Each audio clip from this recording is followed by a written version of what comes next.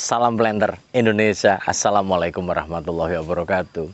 Di pagi hari yang berbahagia ini, setelah tahun baruan, banyak petani yang lebih semangat lagi untuk berbudidaya kelapa sawit dengan menggunakan pola pemupukan yang sesuai. Salah satunya adalah pemilihan unsur hara mikro, yaitu adalah boron sendiri. Di dalam pemilihan boron, kita harus memahami bahwa pupuk borat atau pupuk boron atau sumber boron yang akan digunakan adalah baiknya adalah menggunakan pupuk borat yang kandungannya adalah seminimal-minimalnya adalah 46%. Ketika ada pupuk lain yang mengandung borat kandungannya misalnya cuma 4%, 5%, maka hal ini juga penggunaannya juga harus banyak. Ketika para petani dan para planter semuanya pengen menggunakan borat, mungkin banyak di kalangan masyarakat, wah ini harus pakai borat pelepahnya supaya mekar dan sebagainya. Penggunaan borat ini akan meningkatkan besarnya janjang. Kita harus paham dulu bahwa borat sendiri adalah sebagai salah satu unsur hara yang akan menopang diferensiasi sel pada pelepah kita atau perpanjangan sel pembentukan daun supaya sempurna dan akan membantu proses penyerbukan, karena bahwa sudah berkali-kali disampaikan di Brondol bahwa pembentukan bunga kelapa sawit yang akan menghasilkan lendir ini sangat ditentukan oleh boronnya. Tapi bahwa penggunaan borat yang sesuai artinya bahwa pemilihan boratnya, Pak Pendi saya ada borat ini merek A, itu kandungannya cuma 4%.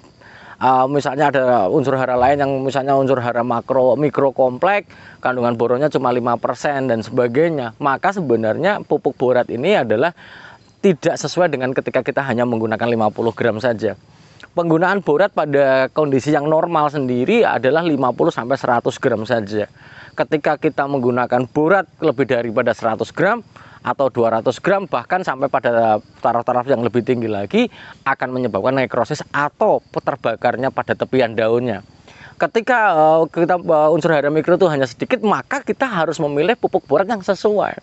Pupuk borat yang sesuai kembali lagi adalah pilihlah pupuk borat dengan kandungan yang kandungannya adalah murni 46%, sehingga bahwa inilah yang nanti akan dijadikan dosisnya 50-100 gram.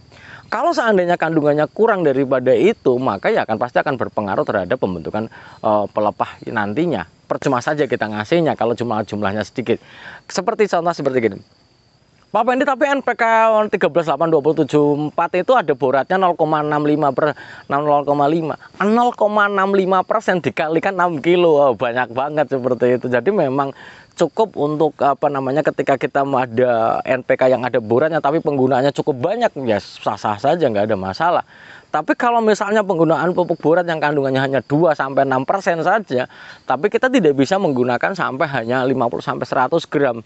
Di dalam rekomendasi yang diberikan beberapa institusi, penggunaan pupuk borat adalah borat saja. Borat yang kandungannya 46%.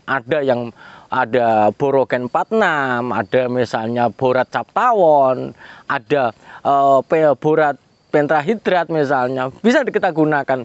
Artinya kandungannya adalah di atas 40%-an, yang rata-rata bentuknya adalah kristal lembut banget yang sangat mudah larut dalam air, sehingga hal ini bisa kita gunakan sebagai pupuk borat untuk sumber borat untuk tanaman kelapa sawit kita. Misalnya ada juga pupuk majemuk mikro, ada CU-nya, ada ZN-nya, ada boratnya cuma 2% Pak Pendi. Wah, ini yang susah hitung-hitungannya. Berarti penggunaan boratnya juga harus cukup banyak. Artinya bahwa dalam pupuk kompleks mikronya ini juga harus banyak. Karena ketika di dalam rekomendasi kembali lagi 50-100 gram adalah ditujukan untuk borat dengan kandungan di atas 40%. Mungkin itu saja dulu yang dapat saya sampaikan pada kesempatan kali ini. Maka pilihlah pupuk-pupuk borat, karena hati-hati bahwa borat salah satu pupuk yang cukup mahal, sehingga kita harus melihat boratnya sendiri. Pastikan kita membeli pupuk borat, bisa borogen, bisa yang lain-lain sebagainya. Yang penting jangan tergoda murah, nanti dikira borat ternyata isinya bukan borat. Mungkin saja dulu yang dapat saya sampaikan pada kesempatan kali ini. Terima kasih. Salam planter Indonesia. Assalamualaikum warahmatullahi wabarakatuh.